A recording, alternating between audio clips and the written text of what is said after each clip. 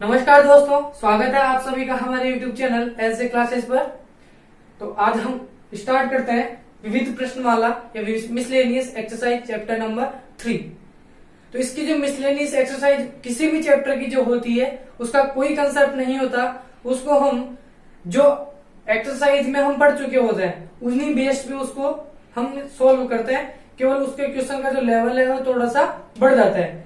तो देखिए हम स्टार्ट करते हैं आज मिसलेनियस एक्सरसाइज।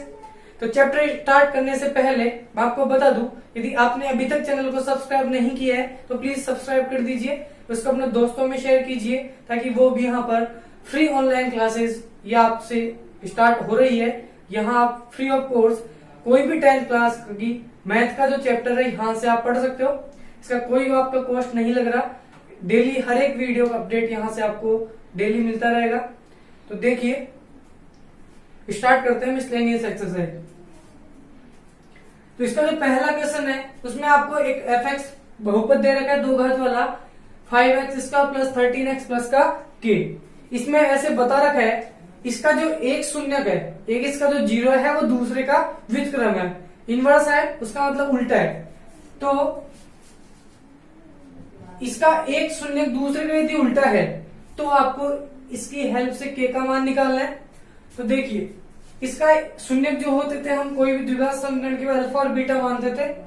तो मैंने इसका मान लिया कि इसका जो एक शून्यक है वो यदि आपके पास यहां से मैंने मान लिया a है, तब जो सेकंड वाला जो शून्य हो जाएगा वो इसका उल्टा हो जाएगा। अब उल्टा मतलब 1/a, मैथ में इसी तरीके से उल्टा करते हैं, a के नीचे कुछ भी नहीं तो आप 1 लगा सकते हो। तो इसका उल्टा आप यदि करोगे या व्युत्क्रम उसको बोल सकते हो, तो इसका उल्टा है व्युत्क्रम हो गया 1/a। अब व्युत्क्रम वाले जो दोनों शून्य का वो तो हमें प्राप्त हो गए। अब इन्हीं की हेल्प से हमें k की वैल्यू निकालनी है। अब इस इक्वेशन के या इस बहुपद के कोई गुणनखंड अभी नहीं होंगे क्योंकि ना तो हमारे को x पता है ना हमारे को k पता है। तो इसके लिए मैंने बताया था एक फॉर्मूला कि शून्यकों का योग और शून्यकों का गुणनफल। तो जब हम योग करते हैं तो योग करने के लिए आपके पास आता है माइनस ऑफ x का कोफिशिएंट अपॉन एक्स स्क्वायर का कोफिशिएंट। तो यहां से आपको k नहीं प्राप्त होगा, तो मैं इसमें निकालता हूं शून्यकों का गुणा। तो गुणा निकालने से आता है c अपॉन ए या कांस्टेंट टर्म अपॉन अचर पद। तो यहां से शून्यकों का यदि मैं गुणा निकालू, शून्यकों का गुणा हमारे पास आता था अल्फा इंटू बीटा, और उसका जो फॉर्मूला होता था वो होता था अचर पद अपॉन एक्स स्क्वायर का गुणा। तो देखिए अल्फा और बीटा, बीटा दूसरा वाला शून्यक होता था, तो यहाँ एक शून्यक तो आपको दे रखा है a और दूसरा आएगा 1/a। अब कांस्टेंट टर्म, इस पूरे टर्म में जो कांस्टेंट आ रहा है वो आपके पास मिल रहा है k, और एक्स स्क्वायर का जो कोफिशिएंट है वो आपके पास आ रहा है 5। क्योंकि ये क्वेश्चन जो हमारे बहुपद था वो ax square plus bx plus c की फॉर्म में दे रखा है। अब यहां से इस a से ये वाला a कैंसिल हो गया, तो ऊपर 1/1 इक्वल्स टू k अपॉन 5। इसका यदि मैं क्रॉस मल्टीप्लाई करता हूं तो 1 k से मल्टीप्लाई होकर आता है k और 5 बन जा 5। यहां से जो k की वैल्यू आपके पास निकल के आ गई वो आ गई k equals to 5। Second question देखते हैं।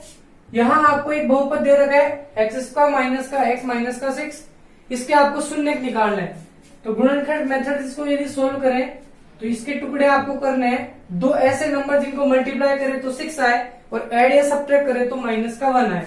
तो माइनस का 3x और प्लस का 2x दोनों मिलके माइनस का 6 भी बना देंगे और माइनस का x भी बना देंगे। तो एक पेयर इन दोनों का बन गया, यहां से कॉमन आ गया x माइनस का 3, और इन दोनों से एक पेयर 2 बन गया तो यहां से भी कॉमन आ गया x माइनस का 3। अब यदि आपको इसके शून्य निकालना है तो इसकी वैल्यू आपको 0 के बराबर करनी होती है, तो इक्वल में आपको लेके चलना पड़ता है 0। इसके जो मूल कंसेप्ट थे वो मैंने पहले सब कुछ बता दिया। तो देखो इन दोनों फैक्टर से आप यदि x माइनस 3 यदि कॉमन लेते हो, यहां से बनेगा x प्लस 2 इक्वल्स टू 0। तो एक बार x माइनस 3 भी 0 के बराबर होगा और एक बार x प्लस 2 भी 0 के बराबर होगा। तो जब मैं x माइनस 3 को यदि 0 के बराबर करता हूं तो यहां से क्योंकि माइनस 3 उधर जाएगा तो वैल्यू देता है प्लस के 3, तो x की एक वैल्यू आ गई प्लस के 3। x प्लस 2 को यदि मैं 0 के बराबर करता हूं तो यहां से जो वैल्यू प्राप्त होती है वो होगी माइनस का 2। तो यहां से x की दो वैल्यू आपको प्राप्त हो चुकी है। x इक्वल्स टू 3 और x इक्वल्स टू माइनस का 2। तो ये इसके दो शून्यक है जो इसको 0 बना देंगे। Next question number 3। यहां आपको एक बहुपद दे रखा है 2x² प्लस x प्लस का k। अब इस पोलिनोमियल का आपको एक शून्यक तो दे रखा है, वो है 3। तब हमारे को उस कंडीशन में k की वैल्यू निकालनी है। तो देखो शून्य का हम उसको बोलते हैं जो उस बहुपद में पुट होके उसको क्या बना दे, 0 बना दे, उसी को क्या कहते हैं हम शून्य। या कोई भी ऐसा मान जो उस बहुपद को 0 बना देगा उसको शून्य कहलाएगा। तो यहाँ जो शून्य का वो 3 है, इसका मतलब 3 जो है इसको 0 बनाया होगा, तभी तो ये इसका शून्य को आया होगा। तो इस बहुपद में अब जो शून्य को होते हैं वो चर के मान होते हैं, तो इसका मतलब ये जो 3 है वो x की वैल्यू है। अब ये जो 3 है ये f में पुट होके इसको क्या बना देगा, 0, इसीलिए ये इसका क्या है, शून्य का है। तो इसमें मैं यदि 3 रखता हूं x की जगह, तो यहां आ गया 2 इंटू 3 का स्क्वायर प्लस 3 प्लस का k। और x का 3 इसलिए रखा क्योंकि इसका शून्य था, इसका मतलब x की कोई वैल्यू थी। अब f ऑफ 3 ये तो हमारे को दे देगा 0, तो यहां से आगे 2 इंटू 3 का स्क्वायर हो गया 9 प्लस का 3 प्लस का k। 9 to 18 plus 3 plus k। 18 और 3 दोनों मिलके बन गया 21 प्लस का k। इधर आपके पास इक्वल में चल रहा है 0। k की वैल्यू यहां से प्राप्त करनी है, तो 21 को इधर भेज दो, तो ये आ गया माइनस का 21 इक्वल्स टू k। तो k की जो वैल्यू आ गई वो आपके पास निकल के आई है माइनस का 21। तो देखिए एक्सरसाइज का क्वेश्चन नंबर 4।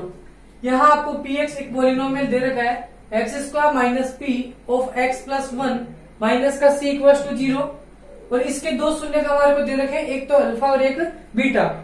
इसकी हेल्प से हमारे को यहाँ पर c की वैल्यू निकालनी है। इसके अलावा एक क्वेश्चन में कंडीशन और दे रखी है कि alpha plus 1 bracket beta plus 1 equals to आपके पास होना चाहिए 0। उसको लेते हुए आपको यहाँ से c की वैल्यू प्राप्त करनी है। देखिए पहले मैं यदि इस द्विघात समीकरण के शून्य निकालू, या शून्य तो इसके निकाल सकते नहीं हम, क्योंकि यहाँ पर ये p की वैल्यू भी हमारे को नहीं पता और c की वैल्यू भी नहीं पता। तो इसको पहले ax² plus bx plus c की फॉर्म में हम लिख देते हैं। तो देखिए कैसे लिखते हैं। तो px इसको मैंने लिख दिया x², इस माइनस p को यदि अंदर मल्टीप्लाई करें तो माइनस का px, माइनस p1 से मल्टीप्लाई हुआ तो माइनस का p इक्वल माइनस का c इक्वल टू 0। तो ये ax² प्लस bx, ये जो पूरा टर्म है ये आपका c का काम करेगा, जिसको हम कांस्टेंट टर्म बोलते हैं। यहां से यहां तक का जो ये पद है ये पूरा हो गया कांस्टेंट। इसको आप इस तरीके से लिख सकते हो कि x² माइनस का px माइनस, इसको लिख सकते हैं p, यदि माइनस कॉमन ले लो तो p प्लस c बन जाएगा इक्वल टू 0। अब यहाँ पर ये ax² plus bx plus c form में आपको दिख रहा है। तो यदि मैं इससे शून्यकों का योग निकालू, तो शून्य का आपके पास दे रखे अल्फा और बीटा, तो इनका योग हो जाएगा अल्फा प्लस बीटा। अब शून्यकों का योग का जो फॉर्मूला होता था वो होता था माइनस ऑफ x का कोफिशिएंट।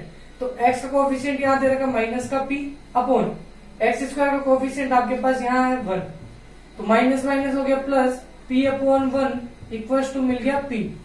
इसको दे दिया इक्वेशन नंबर फर्स्ट।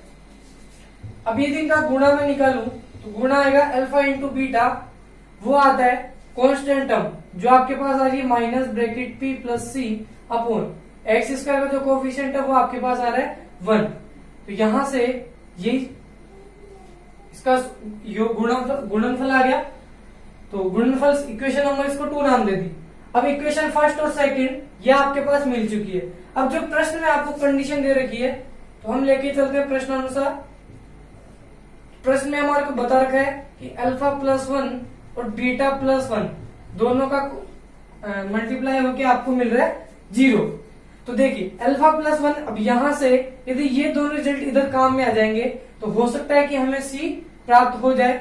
तो अल्फा को यदि मैं बीटा से मल्टीप्लाई करूं तो आता है अल्फा इंटू बीटा, अल्फा को 1 से मल्टीप्लाई करें तो अल्फा, और 1 को यदि बीटा से मल्टीप्लाई करते हैं तो बीटा, और 1 को यदि 1 से मल्टीप्लाई करता है तो 1 इक्वल्स टू आपके पास आ गया 0।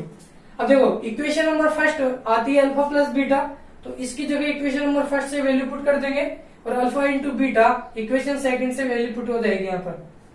तो समीकरण यदि 1 और 2 से मैं बात करूं तो अल्फा इंटू बीटा मतलब दोनों शून्यकों का गुणनफल वो आपके पास आ रहा है minus p plus c upon में 1। अब इस 1 का यहाँ पर कोई महत्व नहीं है तो इसको 1 को आप हटा भी सकते हो।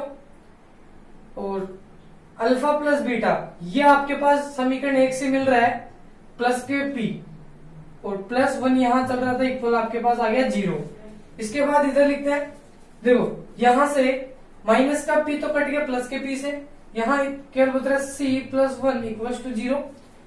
तो देखो यदि c प्लस 1 इक्वल टू 0 यदि आ गया तो c की वैल्यू निकालने के लिए इसको उधर भेज दो, तो यहां से c की वैल्यू आ गई माइनस का 1। तो इसी की वैल्यू हमारे को इस कंडीशन से निकालनी थी। तो जब आपको जो द्विघात समीकरण है वो कोई कांस्टेंट रूप का नहीं दे रखा हो तो पहले उसको इस तरीके से लिखोगे, फिर इस रिलेशन से ही हम उसमें से कुछ प्राप्त कर सकते हैं, ऐसे उसके फैक्टर आपके नहीं मिल पाएंगे। इसलिए अब 5वां जो क्वेश्चन है इसमें ये बता रखा है ये कोई द्विघात समीकरण है, द्विघात कोई बहुपद है एक्स स्क्वायर माइनस का के एक्स प्लस का 4 इक्वल टू 0। अब ये यहाँ बोल रखा है कि यदि इसके रूट्स इक्वल हो, इसके जो मूल है वो समान हो, तो उस कंडीशन में आपको के की वैल्यू बतानी है। तो मैंने बताया था कि जब किसी द्विघात समीकरण में मूल यदि बराबर होते हैं तो उस कंडीशन में जो बी स्क्वायर माइनस 4ac है वो आपका 0 के बराबर होता है श्रीधराचार्य वाले फॉर्मूले से, जिसको हम विविक्त कर बोलते हैं इसको। तो ये आपका 0 के बराबर होता है तो आपके रूट क्या होता है, इक्वल होता है। तो देखो बी जो होता है वो होता है एक्स का कोफिशिएंट मतलब माइनस के का स्क्वायर माइनस 4, ए होता है एक्स स्क्वायर का कोफिशिएंट यहां से आ रहा है 1 और सी होता है कांस्टेंट टर्म यहां से मिल रही है 4 इक्वल टू 0। माइनस के का जब स्क्वायर करते हैं तो प्लस का के स्क्वायर ही बनेगा, 4 को 4 से मल्टीप्लाई करते हैं तो 16 इक्वल टू 0। के स्क्वायर इस माइनस 16 को यदि उधर ले जाते हैं तो प्लस का 16 के आ गया रूट में 16 प्लस माइनस का बाहर। अब ये तो बाहर चल रहा है प्लस और माइनस, 16 का यदि रूट करते हैं तो यहां से आता है 4, तो के की जो वैल्यू आ गई वो आ गई प्लस माइनस में 4। तो देखिए एक्सरसाइज का क्वेश्चन नंबर 6 मिसलेनियस का, तो यहां आपको बोल रहा है कि एक शून्य का x इक्वल टू 1 जो इन दोनों समीकरणों का उभनिष्ठ मूल है, इसका मतलब वो इसका भी शून्य का और इसका भी शून्य का है। तो ये समीकरण फर्स्ट आपको दे रखी है ax square plus ax plus का 3 इक्वल टू 0 और दूसरा दे रखा है x square plus x plus का बी इक्वल टू 0। तो x इक्वल टू 1 जो है वो इसका भी रूट आ रहा है और इसका भी रूट आ रहा है, मतलब इसमें भी x की वैल्यू 1 आ रही है और इसमें भी x की वैल्यू 1 आ रही है और ये दोनों का शून्य का, तो दोनों इक्वेशन को ये 0 बनाएगा। तो यहां से आपको a और b का गुणा निकालना है। तो मैं सबसे पहले समीकरण 1 से इसको सोल्व करता हूं। समीकरण 1 आपको दे रखा है ax square plus ax plus में 3 इक्वल टू 0। अब x इक्वल टू 1 जो है वो इसका शून्य का है, इसका मतलब वो इस समीकरण को 0 बनाना चाहिए। तो यहां पर यदि x इक्वल टू 1 मैं रखूं तो पुट x इक्वल टू 1, तो a 1 का square plus a into 1 plus में 3 इक्वल टू 0। 1 का स्क्वायर 1 ही होता है, उसको a से मल्टीप्लाई किया तो a1a plus 3 equal to 0। a और a दोनों मिलके बन जाएगा 2a प्लस का 3 इक्वल टू 0। a की वैल्यू यहां से निकल के आएगी, 3 उधर जाएगा तो माइनस का 3, a की वैल्यू आ गई माइनस का 3 अपॉन 2। इसी तरीके से यदि मैं सेकंड इक्वेशन इसकी लूं तो देखिए समीकरण 2 से इसका जो शून्य का आपको दे रखा है वो भी x इक्वल टू 1 है, तो इसका मतलब वो इसको भी 0 बनाना चाहिए। तो मैं इसमें x इक्वल टू यदि 1 पुट करता हूं तो ये आ गया 1 का स्क्वायर प्लस 1 प्लस में b इक्वल टू 0।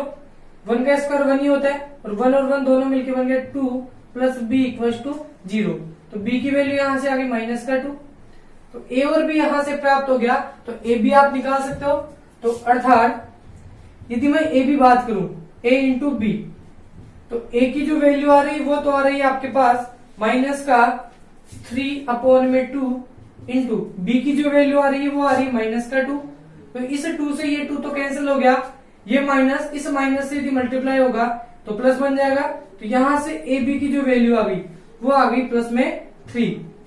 तो इसी तरीके से आप अपने क्वेश्चन को सोल्व कर सकते हो यदि कोई उपनिष्ठ मूल दोनों में दे रखा हो तो मूल आपका वही होता है जो चर का मान होता है। तो यहाँ दोनों क्वेश्चन में चर आपके पास x दे रखा था, तो इसका मतलब x इसकी भी वैल्यू आ रही है और इसकी भी आ रही है।